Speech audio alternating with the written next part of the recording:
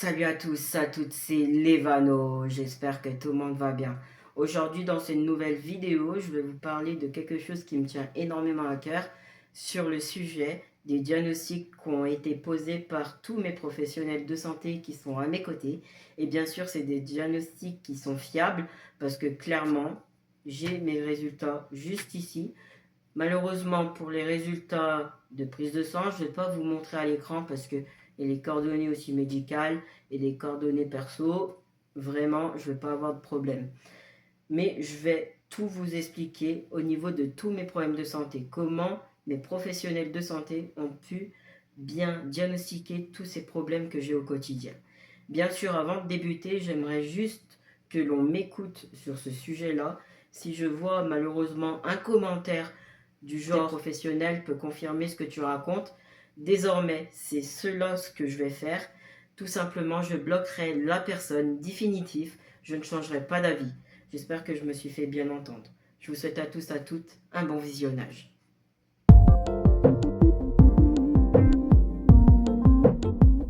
Le diagnostic de ma syringomélie. Donc, comment le diagnostic a été posé? Tout simplement, mon médecin du sport, elle m'a demandé de pratiquer une IRM, qui veut dire également imagerie par résonance magnétique. Donc, du coup, cette IRM, la voici. Et on voit clairement une bosse juste ici. Je ne sais pas si vous arrivez à voir, mais on voit clairement une bosse. Donc, c'est un kyste à la moelle épinière.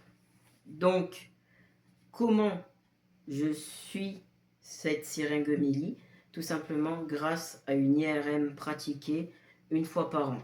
Donc, tout simplement, on me met sur une table pour passer l'IRM, comme ceci, le dos complètement sur la table de l'IRM. Bien sûr, on met un casque parce que tout simplement, il y a beaucoup de bruit dans cette machine. Bien sûr, on me donne une petite sonnette dans la main, au cas où que je ne vais pas bien. Et du coup, l'IRM, c'est environ 15 à 30 minutes. Je vous montre juste une image sur le côté. Et du coup, bah voilà. Tous les 1 an, je pratique une IRM. Donc bien sûr, mon médecin du sport qui m'a diagnostiqué ma syringomélie m'a également diagnostiqué ma fibromyalgie. Donc du coup, voilà, c'est bien diagnostiqué, bien pris en charge. Elle m'a également expliqué que pourquoi il y a tout simplement un suivi une fois par an au niveau de l'IRM, c'est pour surveiller l'évolution de la syringomélie. Parce que oui, vu que c'est un kyste, ça risque de grossir, tout simplement.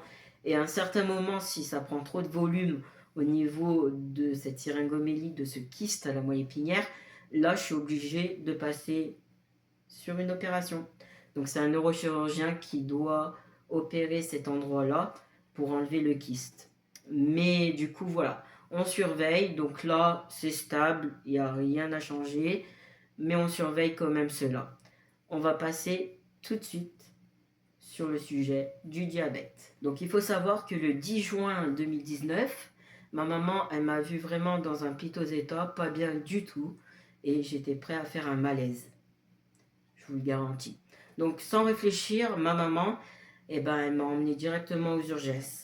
Je suis passé quand même 5h30 aux urgences. Ils m'ont fait pratiquer plusieurs examens. Et du coup, grâce à une analyse sanguine qu'on appelle également homoglobine glyquée, cette analyse-là a permis aux professionnels de santé de déterminer que j'étais bien diabétique. En plus, c'est héréditaire, hein. Presque toute ma famille l'a, hein, le diabète. Je suis très sérieux. Donc voilà. Après, je suis passé directement à faire une échographie. Et là, à ce moment-là, ils ont remarqué mon foie gras. Et cette année-là, le 10 juin 2019, il n'y avait pas que cela, hein. Il y avait aussi des kystes dans le foie. Donc du coup, le foie gras, comme tout diabétique, a constamment le foie gras, mais également, tout simplement, a une infection urinaire. Parce que j'ai expliqué au médecin là-bas que clairement, quand je faisais pipi, ça me brûlait à mort. Donc tout simplement, voilà. Quand je suis sorti au bout de 5h30 des urgences, ils m'ont juste prescrit les urgences un petit traitement pour l'infection urinaire. Rien de plus. Donc j'ai dû attendre le rendez-vous pour voir mon ancien médecin généraliste qui est parti en retraite pour que lui, il puisse me prescrire les traitements pour mon diabète, tout simplement. Après, tout simplement, on m'a donné un papier où il y avait un rendez-vous où j'étais vraiment obligée d'y aller, à ce rendez-vous à la CPAM, par rapport à tout ce qu'il faut savoir face au diabète. Et à ce moment-là, eh ben, ils m'ont précisé qu'il faut que j'aille voir une endocrinologue. Et l'endocrinologue, eh ben, tout simplement, a vu que franchement, il n'y avait pas d'évolution, qu'au grand des contraires, c'était très déstabilisant. Donc, du coup, bah, j'étais placée quand même 2 nuits à l'hôpital pour surveiller tout ça. Donc, du coup, ouais, c'était vraiment instable. Et à l'heure d'aujourd'hui, c'est toujours instable, hein. La preuve, là, à l'heure d'aujourd'hui, comme traitement, ce que j'ai l'insuline, la jalumette, j'ai un capteur de glycémie, juste ici, Freestyle Libre 2, que je scanne avec mon portable. Ça aide énormément tous mes professionnels de santé qui s'occupent de mon diabète, à savoir par rapport au graphique, je donne juste mon téléphone et c'est eux qui regardent. Donc, du coup, voilà, oui, je suis sur insuline. Une fois, le soir. Tous les soirs, hop, une injection d'insuline. Également, un cachet de jalumette le matin puis le soir. Donc oui, le diabète, c'est une maladie métabolique. Et bien sûr, de mon côté, c'est vraiment familial, c'est vraiment héréditaire. Je ne pouvais vraiment pas en échapper. Ma mère est diabétique, ma grand-mère est diabétique. Je ne vous parle pas de mes autres familles parce que clairement, quand je vous dis que clairement on est tous diabétiques dans ma famille, c'est que l'on est tous. Vraiment, je ne pouvais pas échapper au diabète.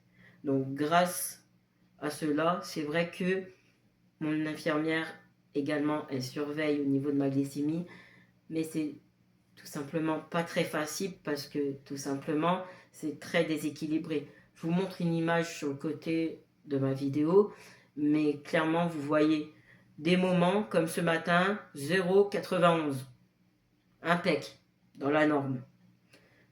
Mais le soir, c'est un pic de glycémie, allez, à 4. Ouais. Donc, du coup, ben, voilà, c'est hyper irrégulier. Donc, avec mon endocrinologue, elle essaye tout simplement, mon endocrinologue, de stabiliser tout ça. Mais malheureusement, vu que j'en ai parlé à mon infirmière, j'ai même fait des photos, au point d'injection, ben, à chaque fois, j'ai des réactions cutanées. Donc, j'ai bien une insuline qui est vraiment inadaptée à ma morphologie, donc c'est-à-dire une intolérance à l'insuline. Donc, du coup, on essaie hop, d'évaluer les choses. Mais de toute façon, ben, je fais l'hospitalisation de jour de 8h à 14h le 2 décembre. Le 2 décembre. Donc, du coup, ne vous inquiétez pas pour mon diabète. Je suis bien suivi. On passe tout de suite aux explications de l'asthme. Donc, c'est tout simple. Tout simplement, d'abord, je suis allée voir un pneumologue pour commencer en 2019. Je ne me souviens pas de la date complète, je me souviens simplement de l'année. Donc, du coup, bah, le pneumologue, qu'est-ce qu'il a effectué comme examen? Tout simplement en prenant son petit appareil, celui-là, là, que je tiens en main, et ben, à calculer la fréquence cardiaque que j'ai au niveau du cœur. Après, grâce à son stéthoscope, je vous mets une image sur le côté pour vous montrer c'est quoi cet appareil. Et ben, m'a demandé de respirer et a placé son stéthoscope sur mon torse en premier temps. Et ensuite dans le dos pour regarder également ma respiration et pour savoir si je siffle des poumons. Après, ben, ces examens, il m'a placé directement dans une des machines. Et bah tout simplement, il a mis un genre d'embout assez spécial qui m'a demandé de mettre ma bouche sur l'embout et que tout simplement, dès que la machine, hop, s'arrête, que je continue à respirer. Que je continue. Tranquillement. D'accord? Après, bah, du coup, il m'a demandé à un certain moment, hop, de gonfler mes poumons. Et c'est à ce moment-là qu'il a pu bien effectuer ce diagnostic que j'étais bien asthmatique. Donc, en gonflant mes poumons et en expirant bien profondément, et bah, tout simplement, il a pu vraiment remarquer ma difficulté respiratoire. Donc, il faut savoir, c'est comme l'IRM, hein, la machine qui détient, hein, mon pneumologue, c'est comme l'IRM, hein. T'es enfermé. Donc, c'est vrai que je suis un peu stressée dans cette machine. Donc, je vous montre la machine qui détient également, hop, sur le côté. Mais clairement, cette machine, elle est très très efficace parce que clairement, ça détermine vraiment au niveau de l'asthme directement. Donc, bien sûr, aussi, mon pneumologue m'a conseillé d'aller voir une allergologue et l'allergologue m'a diagnostiqué mon asthme. Donc, en faisant le test, tout simplement, en mettant quelques gouttes de produits différents, acarien, poussière, de produits différents, et m'a laissé agir pendant 15 minutes. Et elle a pu remarquer que j'avais énormément de plaques à certains endroits au niveau acarien, poussière, chat. Donc là, clairement, ça a pu vraiment être très déterminant au niveau de cet examen. Donc c'est vrai que c'était désagréable parce que je voulais sans cesse me gratter. Donc du coup, clairement, cet examen, elle est efficace auprès de mon allergo, mais clairement c'est désagréable, hein. Hop, tu grattes quoi. Donc du coup, bah franchement, pour mon asthme, voilà comment ça a pu être diagnostiqué. D'accord? Donc clairement, moi, les traitements que je prends actuels pour mon asthme, la ventoline en cas de crise, l'inorial tout simplement pour les allergies, mais ça c'est un cachet le soir parce que ça me shoot énormément. J'ai le Gibiteur, donc du coup je vous montre une image sur le côté également. Donc c'est 2 inhalations le matin, 2 inhalations le soir. Dédicace à mon infirmière parce qu'elle a un peu du mal avec mon traitement. Et du coup, bah, tout simplement, le Spiriva, pareil, 2 inhalations seulement le soir. Après, bah, tout simplement, j'ai aussi un produit à mettre dans le nez. Donc, je suis désolée de parler comme ça, c'est que vraiment, voilà. Je vous expliquerai dans la suite des événements. Ensuite, j'ai aussi pour les gouttes dans les yeux, j'ai aussi de l'oméprazole. Donc, voilà, tout est diagnostiqué par rapport à mon asthme.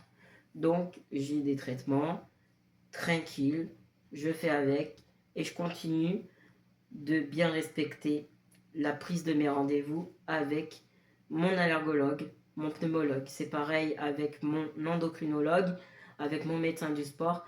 Tous mes professionnels de santé, je respecte correctement les rendez-vous.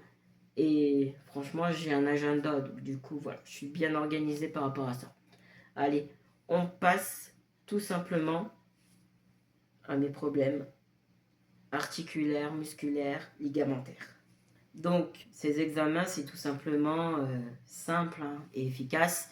Radiographie, échographie, IRM, scanner, et même j'ai passé une fois une scintigraphie osseuse.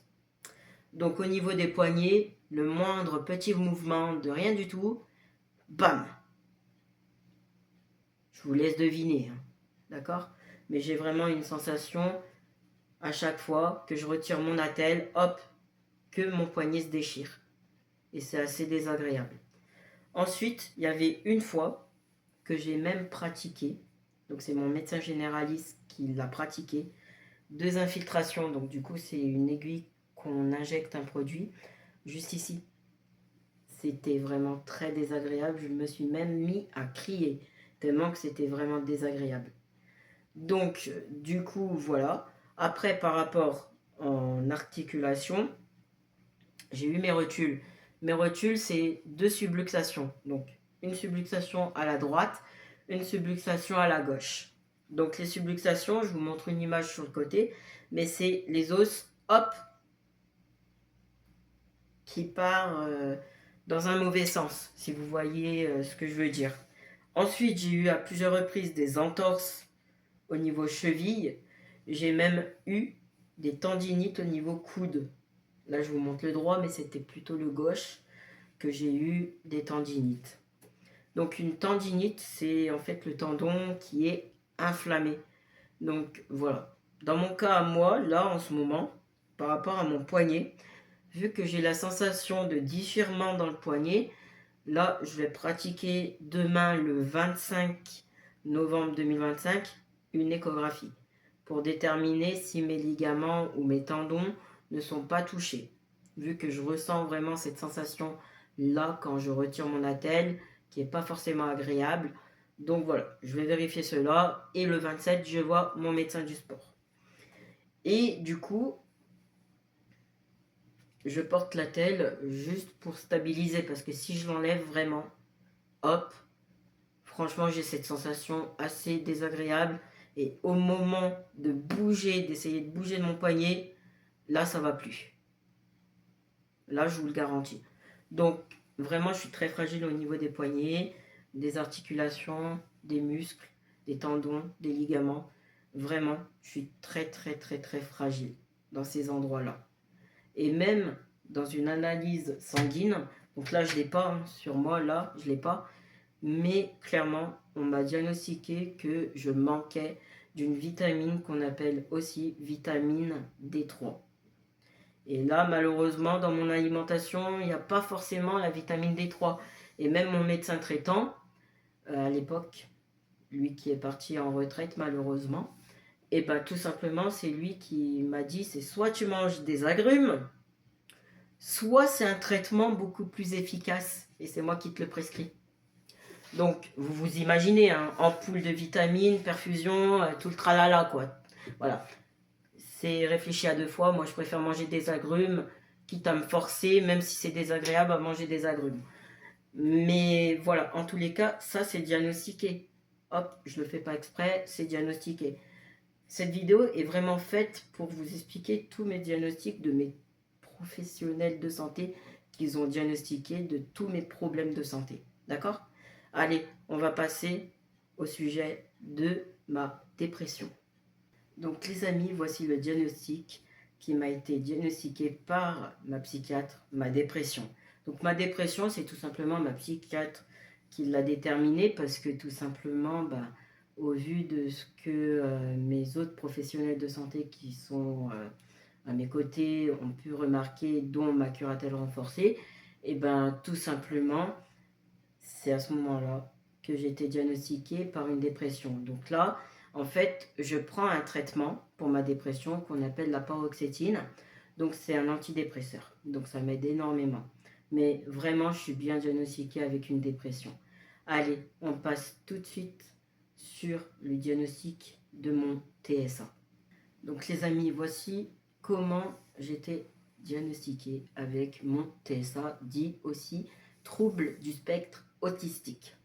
Donc du coup, tout simplement, ma mère, mon frère ont pu remarquer évidemment les symptômes d'un TSA que je présente à chaque fois.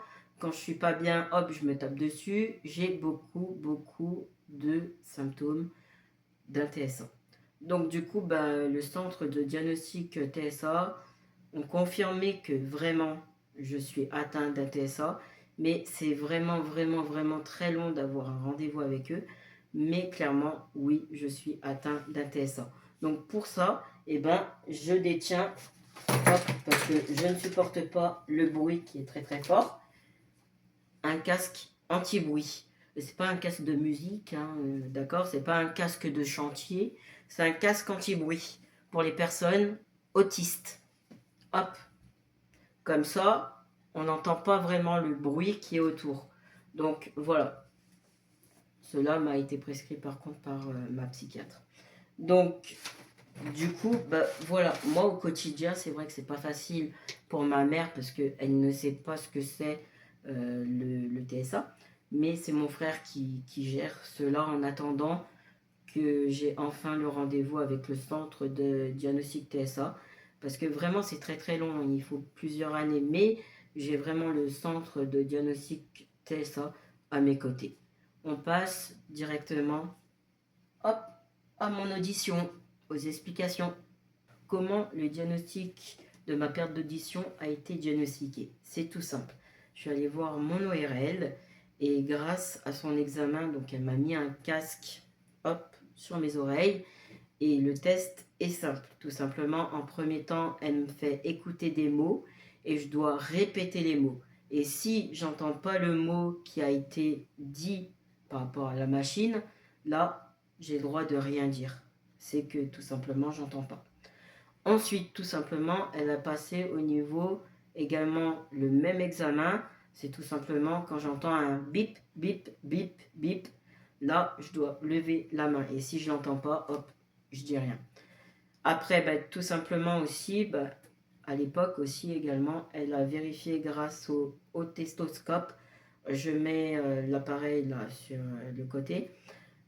Au niveau de mon conduit auditif, elle a pu remarquer que vraiment mon conduit auditif est vraiment très très très sec. Donc eczéma dans le conduit auditif, si vous préférez. Puis, tout simplement, à ce moment-là, elle m'a prescrit de me faire un appareil auditif à l'oreille droite. Donc, je suis allé voir une audioprothésiste, hyper sympa, franchement. Oh, je vous la conseille, c'est une amour pour ceux qui habitent à Firminy. Voilà. Hop, c'est bien mon appareil auditif de l'oreille droite. Et clairement, mon audioprothésiste, elle a fait les mêmes tests que mon ORL. Mais bien sûr, mon audioprothésiste, elle a remarqué que j'avais également le tympan perforé. Donc oui, j'ai la perte d'audition, le tympan perforé, l'eczéma dans le conduit auditif. Donc du coup, le seul traitement, c'est mon appareil, mais j'ai aussi de l'huile d'amande douce. Donc, elle m'a vraiment bien fait comprendre qu'il ne faut vraiment pas utiliser les cotons-tiges. Une goutte suffit de poser sur le doigt l'auriculaire et tout simplement appliquer l'huile d'amande douce, hop, dans le conduit auditif. Pas profond, hein, bien sûr. Donc, évitez les cotons-tiges, c'est important. Mon ORL et mon audioprothésiste me l'ont répété.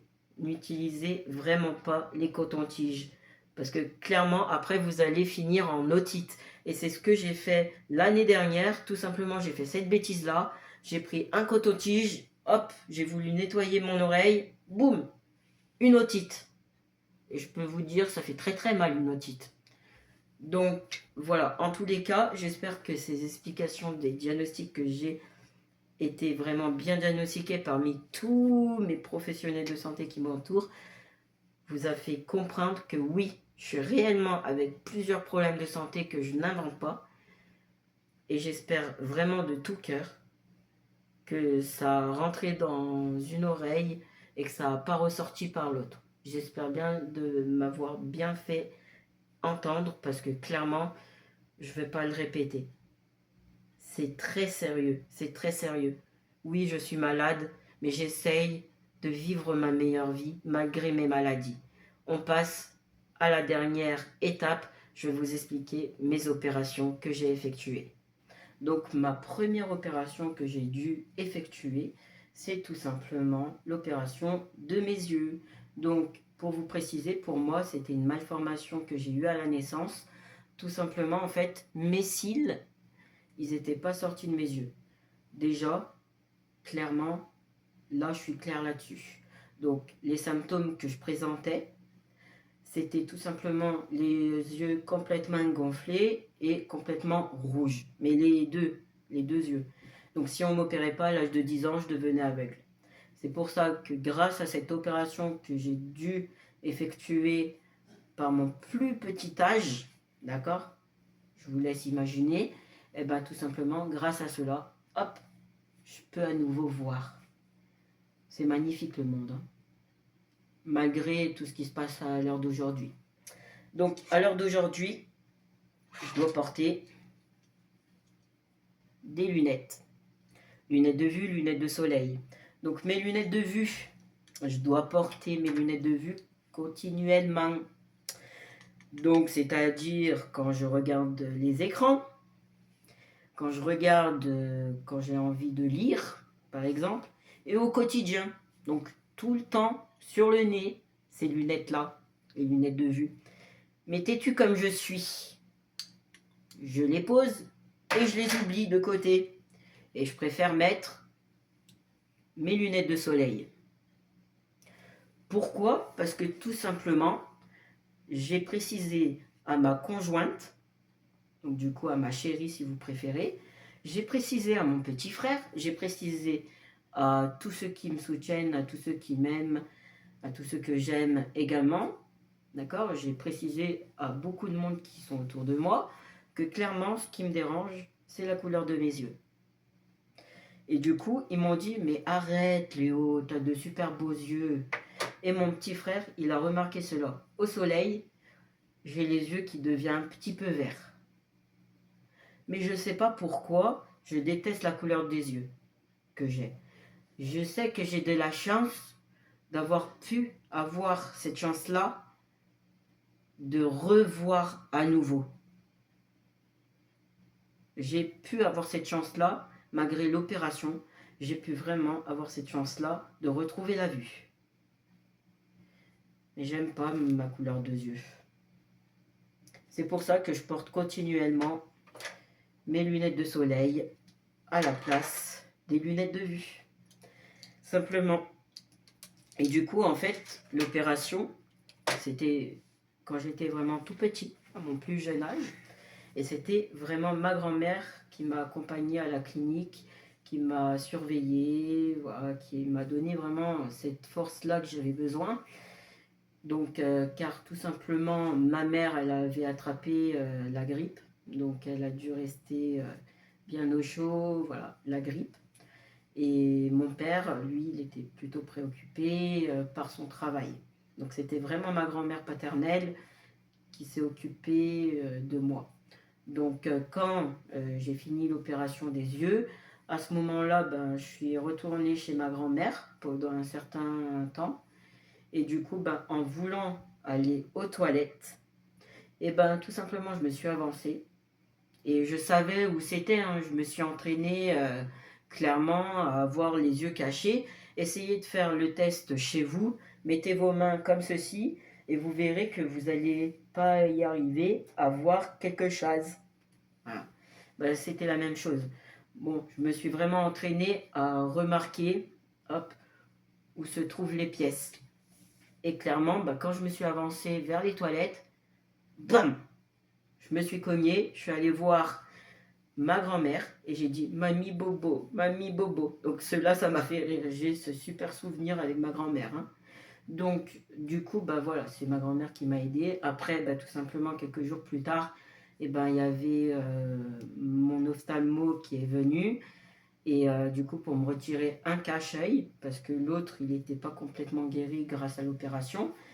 Et du coup, ben, vu que j'étais complètement sage, que ça allait malgré les gouttes qu'elle m'a mis dans les yeux, hein, je me souviens, c'est assez désagréable, hein, par contre, les gouttes dans les yeux.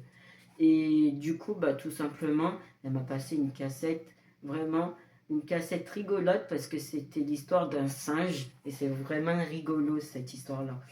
Mais vraiment, j'ai ces bons souvenirs, malgré l'opération des yeux. Donc vraiment, j'ai de la chance de pouvoir revoir, d'avoir vraiment retrouvé la vue, malgré l'opération que j'ai dû effectuer quand j'étais tout petit. Allez, je vais parler de ma deuxième opération. Voici l'explication de ma deuxième opération. Donc c'est par rapport au nez. Dans le nez, à l'époque, quand j'étais en famille d'accueil, tout simplement, j'arrêtais pas de saigner, mais abondamment du nez. J'arrêtais pas de saigner du nez. Au bout d'un moment, ma famille d'accueil n'a pas réfléchi et a contacté son ORL pour prendre rendez-vous pour moi. Et son ORL a voulu me cauteriser la cloison nasale parce que j'avais vraiment une grosse varice dans le nez. Donc c'est, on va dire, une veine qui a éclaté. Et du coup, bah, tout simplement, avec son écarteur spécial pour le nez et avec sa machine pour essayer de cauteriser, il a voulu essayer de cauteriser cela. Il n'est pas parvenu, ça n'arrêtait pas de saigner. Donc, quelques jours plus tard, bah, j'étais obligée d'aller me faire opérer. Donc, du coup, bah, clairement, ça s'est super bien passé au niveau de l'opération. C'était sous anesthésie générale. Et du coup, vraiment, ça s'est super bien passé. C'est vrai que j'avais une gêne parce que clairement, bon, à un certain moment, ils ont dû me mettre des cotons juste pendant un petit moment. Mais clairement, après, j'ai pu à nouveau être libérée par rapport à cette problématique. Par contre, tout simplement, quand j'ai vu en 2018 mon ORL actuel, clairement, ben, elle a vérifié la cloison nasale parce qu'il faut un suivi après la chirurgie. Et ben, tout simplement, j'ai un trou. J'essaierai de vous prendre une photo, mais j'ai énormément un trou dans le cartilage du nez. Donc voilà, à force d'essayer de cauteriser mon ancien ORL, hop, il m'a fait un trou. Donc c'est pour ça que mon ancien ORL, je lui ai fait ce geste, parce que ça me faisait mal. Et je me suis même mis à pleurer. Donc voilà, mon ORL actuel, elle m'a dit, bah, le trou que j'ai dans le cartilage du nez, je vais le garder à vie en fait. Donc c'est pour ça que quand j'essaye de respirer par le nez, je ne sais pas si vous entendez, je siffle à peu près comme un sifflet. Ben voilà, c'est le trou qui est dans le cartilage du nez. On va passer à la troisième opération que j'ai dû effectuer. Voici ma troisième opération que j'ai dû effectuer. Donc ma troisième opération, c'est le torse. Donc tout simplement le torse, je me suis fait opérer du coup le 5 septembre 2022 et je suis restée quand même jusqu'au 7 septembre 2022. Donc c'était la création de ma mammectomie. Donc tout simplement, ma mammectomie, c'était pour créer le torse masculin. Et du coup, bah, ma chirurgienne m'a dit que j'avais déjà des pectoraux, tout simplement. Mais il fallait encore former à peu près les pectoraux, à peu près correctement. Donc voilà, ça s'est super bien passé, sauf le lendemain de l'opération, donc c'est-à-dire le 6 septembre, à mon réveil, ma chirurgienne s'est aperçue, en plus ils étaient deux, qu'il y avait un gonflement là et un hématome assez important. Donc du coup, c'est pour ça qu'ils m'ont gardé jusqu'au 7 septembre. On va passer à la quatrième et dernière opération que j'ai dû effectuer. Et la quatrième opération que j'ai dû effectuer, c'est l'hystérectomie. Donc l'hystérectomie, c'est tout simplement l'ablation des trompes, des ovaires et de l'utérus. Simplement. Pour pouvoir pratiquer par la suite mon opération, la dernière opération pour mon changement d'état civil, tout simplement, qui est la phalloplastie. Donc du coup, pour l'opération de l'hystérectomie, ça s'est super bien passé, sauf quand j'étais en salle de réveil, je me suis mis à vomir 4 fois. Donc du coup, ma chirurgienne et mon anesthésiste, plus les infirmières qui étaient autour de moi, clairement m'ont rassuré que c'était juste le produit anesthésiant pour m'endormir au grand complet, qui fait l'effet inverse, donc c'est-à-dire hop, vomissement. Et pourtant, oui, j'ai respecté les règles, à ne pas manger, à rester à jeun avant l'opération. Donc voilà, mais sinon ça s'est super bien passé. Donc j'ai pas vraiment eu de douleur, c'était juste une petite complication à faire pipi, tout simplement. J'ai pris quand même plusieurs heures jusqu'à ce que j'y arrive à 20h30 à faire pipi en fait. Donc du coup voilà. Mais sinon ça s'est super bien passé. Donc voilà, cette opération va me permettre aussi de réaliser ma dernière opération qui est la phalloplastie. Donc du coup mon urochirurgien m'a proposé sur la 1 et la 2 au niveau de la phalloplastie. Donc la numéro 1 c'est tout simplement en fait là j'aurais pas la possibilité d'avoir des rapports consentis. J'aurais pu juste avoir la possibilité de faire pipi. Et la numéro 2, là, oui, j'ai le droit d'avoir des rapports consentis. Mais vraiment, la 2, elle est un peu plus complexe à cause de mes antécédents. Parce que directement, en fait, c'est ce qu'il m'a expliqué. Il va me mettre des genres de ballons là, sur le côté, là. Et pendant une semaine, ça va gonfler, gonfler, gonfler. Après, la deuxième étape, c'est il va me prélever un peu de peau et il va commencer à construire le pénis. Donc du coup, tout simplement, la création du pénis, donc, qui est la phalloplastie. Après, la troisième étape, c'est le final. Donc tout simplement pour regarder si après, ben, je serai apte à pouvoir faire pipi debout comme n'importe quel garçon. Donc voilà, en tous les cas, franchement, moi, j'hésite entre la numéro 1 ou la numéro 2, encore une fois. Mais c'est sûr que je vais la faire. Personne ne me fera changer d'avis sur cette opération. C'est sûr que je vais la faire. Il me faut encore un peu plus de temps pour réfléchir entre la numéro 1 ou la numéro 2 qui m'a proposé. Mais ne vous inquiétez pas. D'accord? Clairement, je vais la faire. Je ne change pas d'avis. Personne n'arrivera à me faire vraiment changer d'avis. Et également, juste avant de passer vers la fin, je vois aussi quelques petits malins là. J'ai vraiment entendu parler autour de mon entourage aussi, famille, hein, d'accord, au Portugal, que soi-disant c'est un choix pour moi d'être transgenre. Non, je n'ai pas choisi. Je n'ai pas fait ce choix-là. C'est un mal-être. C'est un mal-être. Et il y en a même qui ont sorti que c'est une maladie.